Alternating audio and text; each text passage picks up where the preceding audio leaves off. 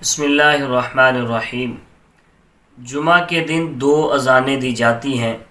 ایک اذان شروع وقت میں ہوتی ہے اور دوسری اذان عین خطبہ کے وقت ہوتی ہے۔ اکثر مساجد میں خطبہ کی جو اذان ہوتی ہے وہ مسجد کے اندر اور ممبر کے قریب امام کے سامنے دی جاتی ہے، لیکن شرعاً مسجد کے اندر اذان دینا یہ بدعت ہے۔ جمعہ کے خطبہ کی اذان خارج مسجد میں دینی چاہیے، اور بہت سے ایسے لوگ ہیں کہ خطبہ کے وقت جو اذان دی جاتی ہے اس کو داخل مسجد ممبر کے قریب امام کے سامنے کھڑے ہو کر دینے کو سنت سمجھتے ہیں، لیکن حقیقت جو ہے وہ اس کے برعکس ہے۔ حضور اقدس صلی اللہ علیہ وآلہ وسلم کے زمانہ مبارک کے اندر یہ جو خطبہ کی اذان ہوتی تھی یہ مسجد کے دروازے میں کھڑے ہو کر دی جاتی تھی۔ خلفائے راشدین کے زمانے میں بھی یہی دستور رہا، اور حضور اقدس صلی اللہ علیہ وآلہ وسلم اور خلفائے راشدین کے زمانہ میں کبھی بھی یہ اذان مسجد کے اندر نہیں ہوئی تھی۔ فتاوی رضویہ شریف جلد نمبر 3 کے اندر یہ مسئلہ موجود ہے۔ پھر اس کے بعد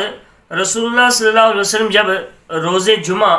ممبر پر تشریف فرما ہوتے تو حضور کے روبرو اذان مسجد کے دروازے پر دی جاتی، اور یوں ہی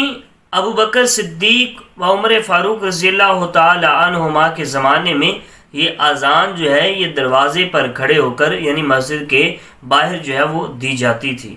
اور حضور اقدس صلی اللہ علیہ وآلہ وسلم اور سیدنا ابو بکر صدیق اور سیدنا عمر فاروق رضی اللہ تعالی عنہ کے زمانہ میں جمعہ کے دن صرف ایک ہی اذان ہوتی تھی، اور وہ اذان مسجد کے دروازے پہ کھڑے ہو کر دی جاتی تھی۔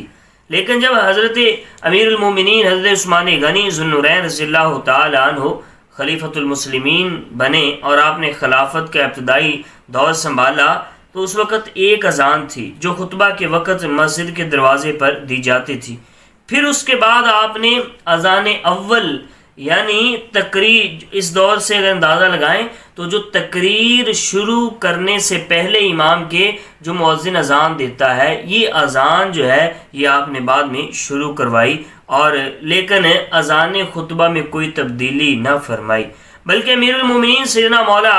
علی رضی اللہ تعالیٰ عنہ کے دور خلافت میں بھی اذان خطبہ میں کوئی تبدیلی نہ ہوئی۔ یعنی تبدیلی یہ کہ خطبہ کی اذان مسجد کے دروازے پر دی جاتی تھی۔ الحاصل یہ کہ حضور اقدس صلی اللہ علیہ وآلہ وسلم کے زمانہ کے اندر اور حضرت ابو بکر اور حضرت عمر فاروق رضی اللہ تعالی عنہما کے زمانہ کے اندر جمعہ کے دن صرف ایک اذان ہوتی تھی، اور وہ اذان خطبہ کے وقت مسجد کے دروازے پر ہوتی تھی۔ حضرت عثمان غنی اور مولا علی رضی اللہ تعالی عنہ کے زمانے میں جمعہ کے دن دو اذانیں ہوئی تھیں، پہلی اذان خطبہ کے کچھ وقت پہلے اور دوسری اذان عین خطبہ کے وقت مسجد کے دروازے پر ہوتی تھی۔ جمعہ کی اذان مسجد کے اندر دینے کی بدعت یہ امیر المومنین حضرت عثمان غنی رضی اللہ تعالی عنہ کے 80 سال کے بعد شروع ہوئی۔ امام ابن الحاج مکی نے مدخل میں لکھا کہ حشام بن عبد الملک نام کے مروانی بادشاہ نے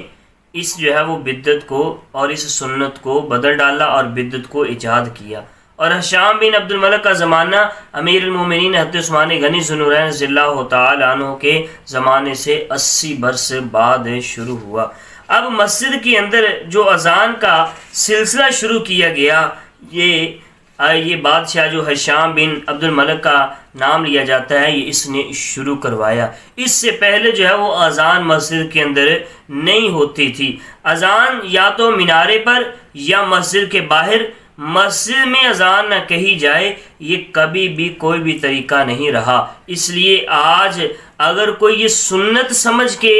یا اس کو اچھا سمجھ کے